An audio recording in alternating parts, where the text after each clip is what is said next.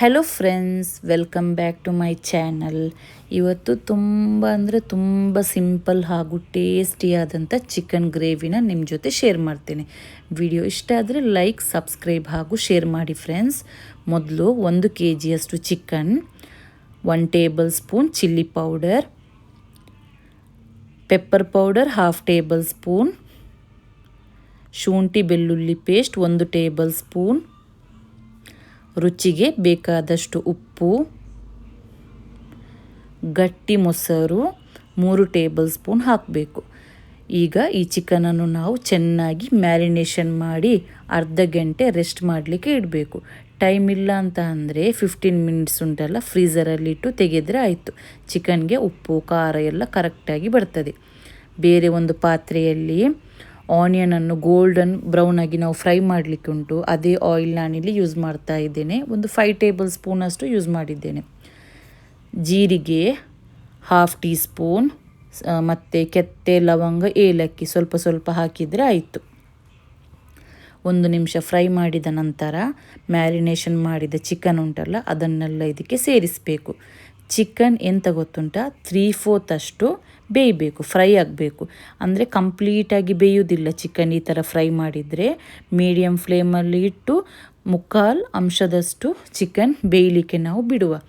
ತುಂಬ ಜಾಸ್ತಿ ಫ್ರೈ ಮಾಡಲಿಕ್ಕೆ ಹೋದರೆ ಉಂಟಲ್ಲ, ಚಿಕನೆಲ್ಲ ಫುಲ್ಲು ಜಾಸ್ತಿ ಹಾರ್ಡ್ ಥರ ಆಗ್ತದೆ. ಅದಕ್ಕೋಸ್ಕರ ಒಂದು ಸೈಡಲ್ಲಿ ಚಿಕನ್ ಫ್ರೈ ಆಗ್ತಾ ಇರುವಾಗ 2 ದೊಡ್ಡ ಆನಿಯನನ್ನು ಗೋಲ್ಡನ್ ಆಗಿ ಫ್ರೈ ಮಾಡಿ ತೆಗೆದಿದ್ದೇನೆ. 2 ಟೇಬಲ್ ಸ್ಪೂನ್ ಗೋಡಂಬಿ, ಗಟ್ಟಿ ಮೊಸರು 3 ಟೇಬಲ್ ಸ್ಪೂನ್. ಇದಕ್ಕೆ ಸ್ವಲ್ಪ ನೀರು ಸೇರಿಸಿಬಿಟ್ಟು ಫೈನಾಗಿ ಪೇಸ್ಟ್ ಮಾಡಬೇಕು ನಾವು. ಈಗ ನೋಡಿ, ಚಿಕನ್ ಫ್ರೈ ಆಗ್ತಾ ಬಂದಿದೆ. ಇನ್ನೂ ಕೂಡ ಬೆಂದಿಲ್ಲ ಚಿಕನ್ ಕರೆಕ್ಟಾಗಿ. 1/2 teaspoon chilli powder, 1 tablespoon ಕೊತ್ತಂಬರಿ powder, chicken masala powder 1 tablespoon, garam masala powder 1/2 tablespoon. ಇಷ್ಟನ್ನು ಸೇರಿಸಿಬಿಟ್ಟು ಇದನ್ನು ಚೆನ್ನಾಗಿ ನಾವು ಫ್ರೈ ಮಾಡಬೇಕು.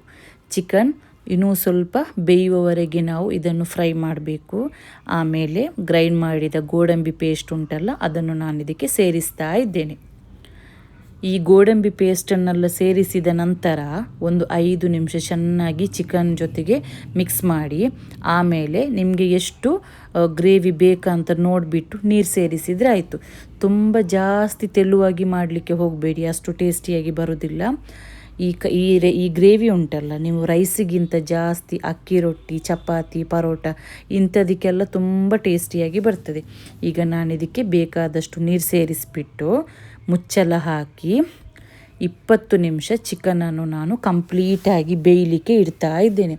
ಈ ಥರ ಮಾಡೋದರಿಂದ ನಮಗೆ ತಲೆ ಬಿಸಿ ಇಲ್ಲ, ಚಿಕನ್ ಬೆಂದಿದೆಯಾ ಇಲ್ವಾ ಅಂತ. ನೀರು ಸೇರಿಸಿಬಿಟ್ಟು ಮುಚ್ಚಳ ಹಾಕಿಬಿಟ್ಟು ಅರ್ಧ ಗಂಟೆ ಅಥವಾ 20 ನಿಮಿಷ ಬೇಯಲಿಕ್ಕೆ ಇಟ್ಟರೆ ಆಯಿತು.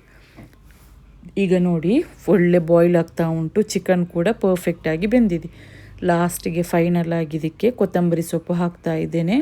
ಕಸೂರಿ ಮೇಥಿ ಹಾಕಲಿಕ್ಕೆ ಇಷ್ಟ ಇದ್ದರೆ ಸ್ವಲ್ಪ ರೋಸ್ಟ್ ಮಾಡಿಬಿಟ್ಟು ಪೌಡರ್ ಮಾಡಿ ಹಾಕಿದರೆ ಆಯಿತು. ಚಿಕನ್ ಗ್ರೇವಿ ರೆಡಿಯಾಗಿದೆ.